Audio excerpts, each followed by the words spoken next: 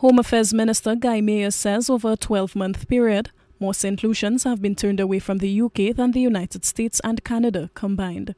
It is a situation he says needs to be addressed urgently. Mayer says the government is working with UK authorities to identify the problem.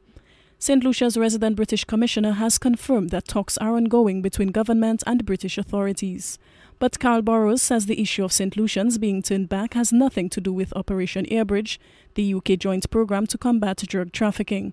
Burrows says a UK border agency analysis of immigration abuse proves this. It's worth stressing that although St. Lucians are non-visa nationals, so they don't need visas to travel to the UK for visits of up to 6 months, they still need to convince the immigration officer on arrival that they are going for a genuine visit and nothing else.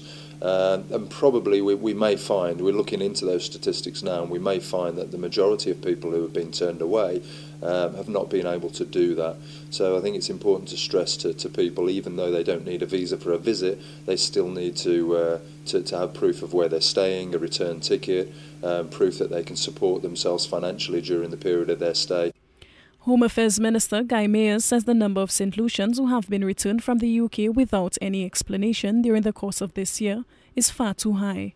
Mayer says many of these nationals are genuine and simply want to visit relatives in the UK. These are people who have left St. Lucia to visit friends and relatives in the UK, or persons who their parents or relatives have sent them an airline ticket to come visit in the UK, and have been returned without having met the relatives and friends, or who have saved up for a vacation and arrived in the UK and have been turned back at the border. That is alarming to me, that so many of our people spending so much money to go to the UK had been returned at the border. The resident British Commissioner wants to get one thing straight. Burrows says there is no discrimination against St. Lucians. The discrimination is against people travelling to the UK without proper documentation. We've run what's called a visa waiver test, and a first phase or first tier of countries have gone through what's called a mitigation phase of 6 months to try and iron out certain difficulties. St. Lucia and the Eastern Caribbean is not in that first category. So no, it's not a direct result of the non-implementation of Airbridge. The ensuing crime from immigration abuse is something that will be factored into the discussions. Burrows says discussions with the government are ongoing, but he says some areas require further investigation. Case in point, he says investigations may find that immigration abuses are not directed at St. Lucians, but other nationals travelling with St. Lucian passports. He says the government officials may need to address the ease with which people can become holders of St. Lucian passports.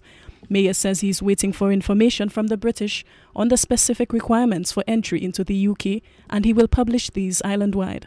As for Operation Airbridge, the minister says St. Lucia has never rejected it completely. He simply stated that presently it is not feasible to enter into this agreement. Alison Kentish, HDS News, Channel 4.